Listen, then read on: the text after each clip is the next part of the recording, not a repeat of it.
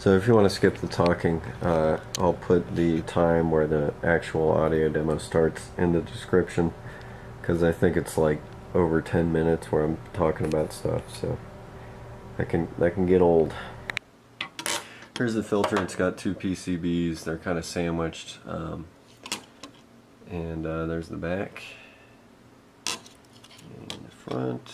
The knobs are Cliff knobs from the UK. I liked them because they had different colors. They got the kind of this hexagonal dome thing going on. You know, maybe not the best, but I didn't mind it too much. I think it's kind of actually looks pretty cool.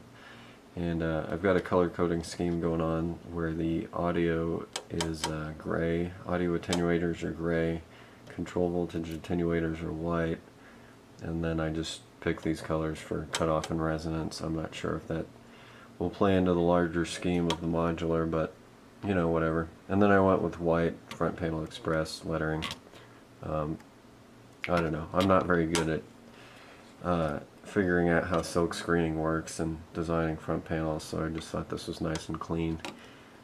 And I don't know, I like to use D-shaft knobs because with knurled knobs it's kind of hard to get, you know, the min and max position exactly where you want, and set screw knobs, just forget about it. They always come loose and it's really annoying. So D-shaft is definitely my favorite type of knob, and they're, you know, real high quality metal shaft knobs that'll last years and years. So you know, part of the idea behind this is I wanted a transistor ladder filter that I can go to for the next 30 years, and anytime I need a good transistor ladder sound I can count on it to, you know, come through for me. So this is an earlier revision that I made that, you know, just has one PCB, and it makes for very, very wide modules, so that was just an untenable path to go down. So eventually I had to bite the bullet and do the double stacked PCB method. So how I laid that out was just kind of did two boards in one here, and then I just have a row of holes in the middle that you can, you know, when you get the PCB you just snap it apart. You know, it's not that hard to do. I'll do it just for the video there. Pretty exciting. So, you know, you get two PCBs that way, and they're just mounted together with headers.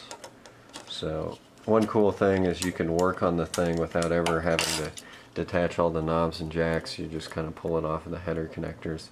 I ended up using just like, I think 4-pin, you know, single row headers, and you could probably do something more mechanically sound than that, but it works fine. So here's the guts of the filter. It is made out of SSM 2212 matched transistor pairs. Those are $6 apart, so they're really nice transistor pairs, intended to be used for like you know, nice microphone preamps and stuff like that. The trim pots are scale for voltage per octave scaling and max cutoff and max resonance, so I can kind of dial in the response from the front panel that I want. So the idea behind this filter is not to, you know, be a vintage Minimoog clone, but more of a modern, clean, noise-free, distortion-free, unless it's intentional, design. And I think it succeeds pretty well. It's a pretty clear, noise-free sounding circuit, so you know, I'll demo it in a bit. So I used C0G capacitors for the filtering capacitors, and they're 1%. C0G has a low temperature coefficient, so that'll help with tracking. You know, I can set this up and I can turn my modular off and come back to it on a Tuesday, and it'll have exactly the same setting as I left it. You know, it won't take 5 minutes to warm up or anything like that. And I do have temperature compensation in the exponential current source, which is real precise. It's like the type of current source you'd want to use in a, you know, a good high-end VCO. So real tightly controlled and clean was the idea behind this, you know. So and then I've got a in addition to the power, I've got another ribbon connector, whatever you call those, DB something connector that takes all the filter pulls out individually, and the idea there is that I could do the Oberheim expander technique, where you get 15 or 16 different filter types by combining the poles in various ways. And then the electrolytic capacitors are just Nikon, you know, nice audio caps. So that's about it about the components. I have a bunch of buffers in this design, and for those I just use TL084s because they consume less current than the nicer higher end audio op amps, which you know, when you get 16 or 24 different op amps, you end up consuming a lot of current. So, you know, I sparingly use the nice op amps for just the signal, just the op amps that amplify the signal, like the summing amp for the input and the instrumentation amps for taking out the different filter poles. So that's pretty much the PCB, at least. Let's see, what else was there? I think that's about it. It has a bandpass output, which some ladder filters do. It's not a difficult thing to do. If you want to see how to do that in terms of circuitry, check out the Oberheim expander service manual. So it kind of adds a lot of flexibility to the filter without having an expander module. So that's kind of a nice feature that I'm glad I threw in there. So that's the filter, and then outside of that I've got a couple of VCAs. So those have a similar color scheme going on with the knobs. They have gray for audio attenuation, white for control voltage attenuation, and here I chose blue for a fixed amplitude amount, sort of like blue here for a fixed cutoff frequency, somewhat arbitrarily. And then there's linear and exponential mode up here. So these are DC coupled, so in linear mode it's appropriate for control voltage signal controlling. And you know, 2-input mixer, which is why I have 2 attenuators there.